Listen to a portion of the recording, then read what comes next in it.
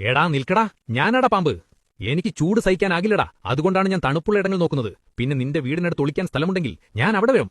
എന്റെ കയ്യിൽ നിന്ന് കടിമേടിച്ചിട്ട് കിടന്ന് മോങ്ങാതെ സിമ്പിളായിട്ട് ചില കാര്യങ്ങൾ ചെയ്താൽ ഞാൻ വരില്ല.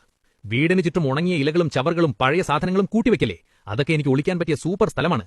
ചുറ്റുപാട് വൃത്തിയാക്കിയാൽ ഞാൻ ആ ഏരിയയിൽ തന്നെ വരില്ല. മതിലിനടുത്തും കിണറിനടുത്തും ബാത്റൂമിന്റെ പുറകിലും പുല്ല് വളർത്തിവെച്ചാൽ അതെനിക്ക് പെർഫെക്റ്റ് ഹൈഡിംഗ് സ്പോട്ടാണ്.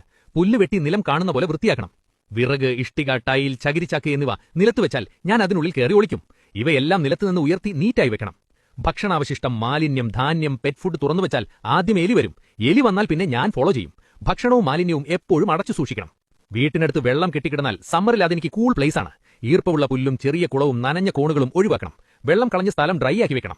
ചെരുപ്പ്, ഹെൽമറ്റ്, ബാഗ്, പഴയ വസ്ത്രങ്ങൾ പുറത്തോ സ്റ്റോർ റൂമിലോ ആണെങ്കിൽ നേരെ എടുത്ത് ഉപയോഗിക്കരുത്. ആദ്യം നന്നായി പരിശോധിച്ച് നോക്കണം. ഇല്ലെങ്കിൽ സർപ്രൈസായി ഞാൻ എൻട്രി തരും.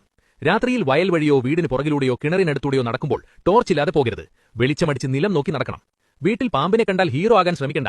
ട്രെയിൻഡ് റെസ്ക്യൂറിനെ അല്ലെങ്കിൽ ഫോറസ്റ്റ് റെസ്ക്യൂ ടീമിനെ വിളിക്കൂ. അവരാണ് സേഫായി എന്നെയും നിങ്ങളെയും രക്ഷിക്കുന്നത്.